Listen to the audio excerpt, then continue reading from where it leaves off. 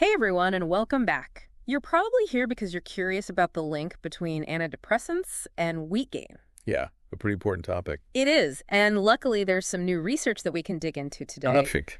A recent study from the Hospital del Mar Research Institute in Spain. Okay. It was just published in Frontiers in Psychiatry last November. Interesting. And, this is a pretty relevant study, especially since Spain has one of the highest rates of antidepressant use in Europe. Yeah, that's right. They're right up there with Sweden and Portugal. Wow.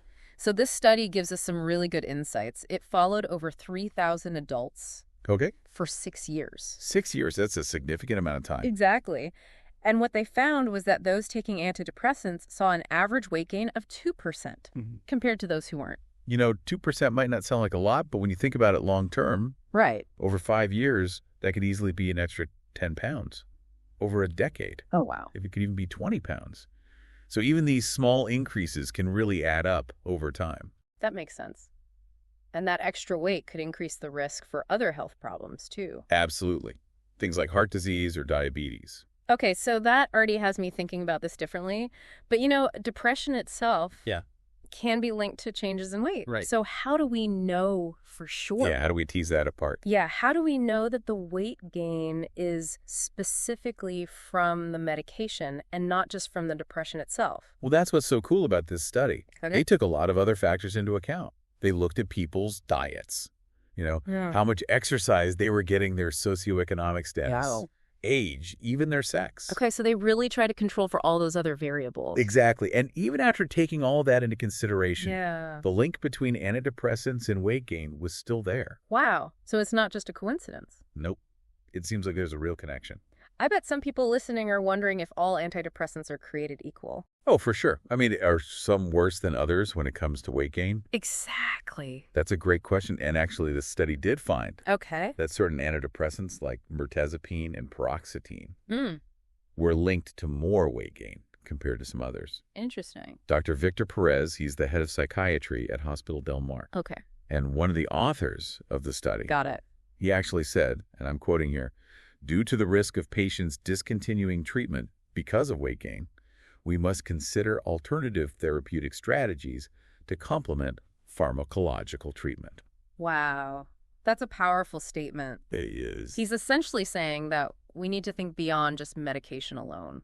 Exactly. Mhm. It's not about saying antidepressants are bad. Right. They can be really effective for a lot of people. For sure. But we need to be aware of the potential downsides too and have other options. So what does all this mean for someone who's currently taking antidepressants Right. or thinking about starting them? Yeah, that's the big question. Well, first of all, it's important to remember that this is just one study. Of course. It doesn't replace talking to your doctor. Right. Everyone's different. And what works for one person might not work for another. Right. Everyone's unique. Exactly. But this study gives us more information Yes. to have a more informed conversation with our doctors. Okay. So it's about being informed and advocating for yourself? Absolutely. But, this idea of alternative therapeutic strategies Yeah. that Dr. Perez mentioned really has me intrigued. What are those other options beyond medication? That's what we'll explore next. Awesome. Can't wait. So we talked about this study highlighting weight gain as a potential downside of antidepressants. But what are some of those alternative therapeutic strategies that Dr. Perez mentioned? What options are out there besides medication? Well, that's where things get really interesting, I think. There are actually a number of evidence-based approaches that have been shown to be really effective for treating depression. Okay. So we're not just stuck with medication as the only answer. Exactly. It's more like having a whole toolkit to choose from. I like that analogy. What kind of tools are we talking about? Well, one that probably comes to mind right away is psychotherapy. Oh, yeah, what people often call talk therapy. Exactly. And there are different types of talk therapy. CBT, for example. CBT, cognitive behavioral therapy. Yeah, that's the one. It helps you identify and change negative thought patterns. I've heard of that. A friend of mine was telling me how it helped her with her anxiety. So it's not just about venting to a therapist. No, it's more about learning practical strategies to manage your thoughts and behaviors. So getting to the root of the problem and developing coping skills. Exactly. But it's not just about what happens in the therapist's office. There are also things you can do in your everyday life that can make a big difference. You mean like lifestyle changes? Yeah, things like exercise and diet. Oh, for sure. I know when I'm feeling down, even just going for a walk can help lift my mood. It's amazing how much of an impact those lifestyle factors can have. Right, so getting enough sleep, eating a balanced diet. Exactly. These things aren't just good for your physical health. Hmm. They really affect your mental well-being, too. It's all connected. It is. And what's interesting is that these factors are all interconnected. What do you mean? Think about it. Regular exercise can actually help you sleep better. Oh, that's true. And when you're well rested, you have more energy and motivation to make healthier food choices. So it's like a positive chain reaction. Exactly. I like that. And then there are things like mindfulness and meditation. Are those just fads, or is there real science behind them? More and more research is coming out all the time, showing how beneficial mindfulness can be for mental health. Okay. What exactly is mindfulness? It's all about learning to pay attention to the present moment, to your thoughts and feelings without judgment. So not trying to empty your mind or anything? No, it's more about observing your thoughts and feelings without getting carried away by them. That sounds helpful for anxiety and depression. It can be. It can help you create some distance between yourself and your thoughts. So you're not so overwhelmed by them. Exactly. It seems like there's this misconception that it's either medication or nothing when it comes to dealing with depression. Yeah, I hear that a lot. But the truth is, there's so many different options out there. It's not a one-size-fits-all solution. Exactly. Just like you wouldn't use the same tool for every job around the house.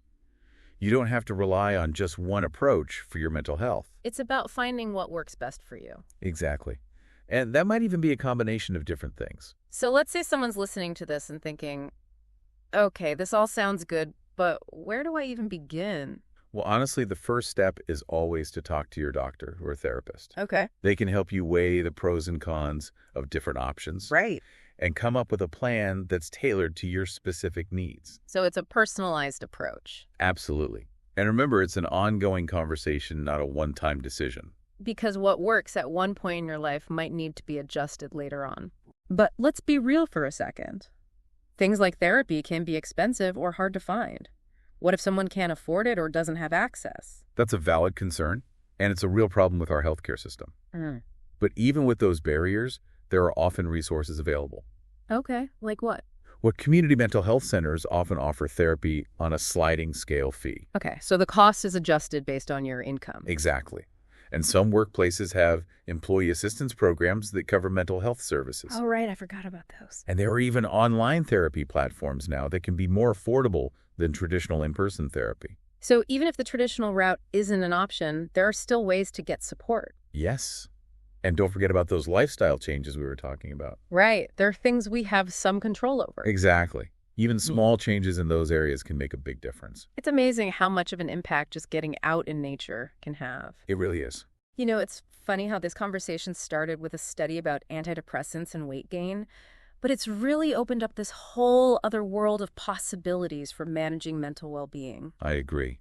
It really highlights how important it is to have options and to be informed about those options. We've covered a lot of ground today.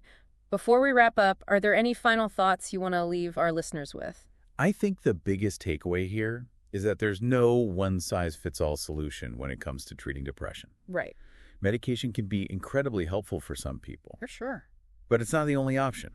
And it's important to be aware of potential side effects. We talked about weight gain, but there are others too. Right. But even more than that, I think it's important to remember that you have a voice and a choice in your own mental health journey. That's so empowering. It is. Yeah. You have the right to advocate for yourself and to explore all the options that are available to you. Absolutely. And to bring it back to what we discussed earlier, this deep dive has shown me how important it is to have those open and honest conversations with your doctor. Yeah, for sure. Don't be afraid to ask questions and talk about your concerns. You are your own best advocate. I couldn't agree more. You're the expert on your own experience, and your voice matters. Well said. So to everyone listening, as you continue on your journey toward better mental health, I encourage you to explore those options. Find what works best for you, and never underestimate the power of seeking support when you need it. We've spent this whole deep dive talking about the study on antidepressants and weight gain. Yeah. And we've even explored some alternative approaches for dealing with depression. Mm-hmm. But, before we go, I want to leave everyone with something to think about. Okay, I'm all ears. Well, hearing about weight gain as a side effect and learning about all these different options, it makes me wonder what a truly holistic approach to mental well-being actually looks like. Oh, that's a great question. Yeah. And I think to answer it, we have to kind of shift away from this idea of a quick fix, Yeah. you know? Right. It's not just about getting rid of the symptoms. It's about understanding what's causing them in the first place. Right. And finding solutions that will work in the long run. So a more sustainable approach. Exactly. Yeah. It's about looking at the whole person, Yeah. not just their symptoms, Right. Taking everything into account. their lifestyle, their relationships, Oh, yeah.